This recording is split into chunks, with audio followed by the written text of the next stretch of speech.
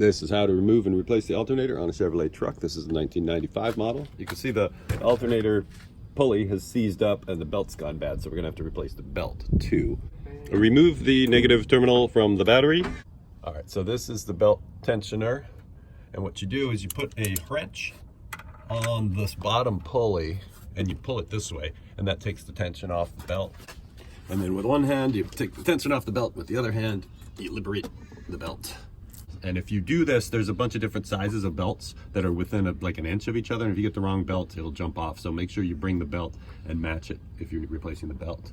So the electrical connectors are one nut here with a rubber cover on it. And then this one, on this one, there's a little tab that you can grab with your fingernail here that holds it in, and you just pull that loose.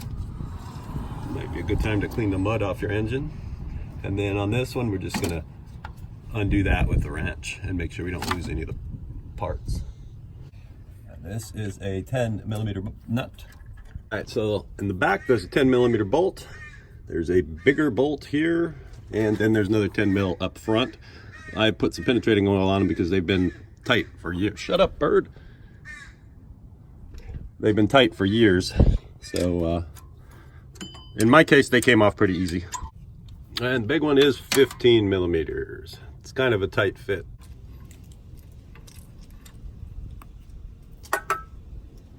There she blows. Always a good idea to bring it in with you to the store and match it. Make sure that you get the right kind, especially the size of the pulley. Because if you get one with a different size pulley, like a heavy duty one, then you want to make sure you get the belt that actually works with that bigger pulley. Otherwise it's going to jump off or not fit.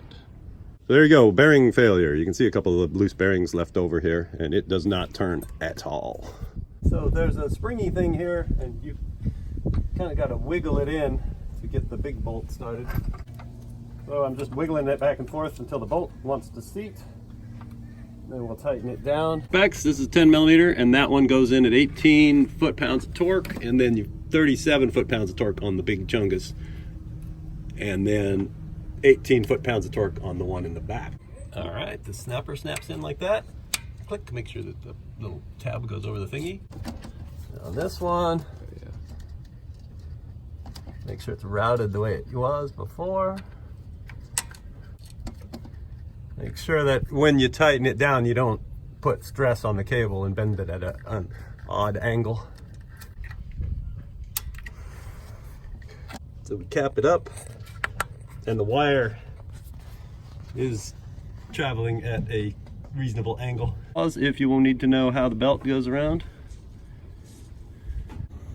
create some tension and just flip the belt up onto the belt. Oh yeah.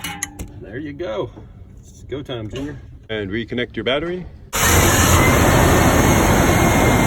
Hell yeah, brother.